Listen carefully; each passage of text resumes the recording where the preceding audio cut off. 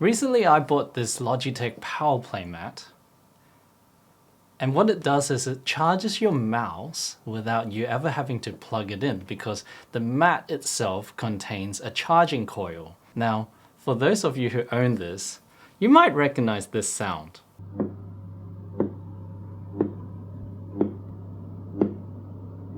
It's a pretty annoying sound that's generating from the Powerplay Mat because the signal from the charging coils are being picked up by the speakers.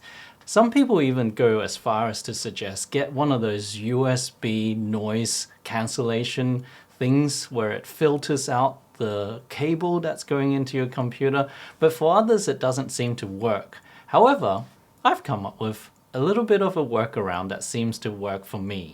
Here I have the mouse on the edge of the Powerplay Mat. Now, even if I took it off, the Powerplay Mat is still generating the sound. Some people report that when they put it in the middle, it's okay a bit, because it's charging and connecting, but after a while, it'll still come back. Especially if you put it on where the coin is no longer touching.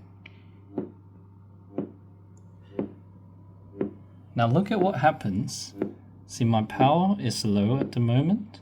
Look at what happens when I turn up the power.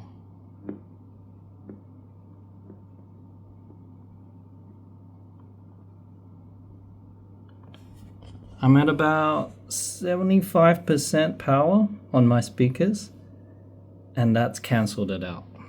This here is a frequency analyzer. You can see that the signals are jumping and changing the frequencies when I put it close to the speakers. Now observe this when I turn up the volume on the speakers to increase the power.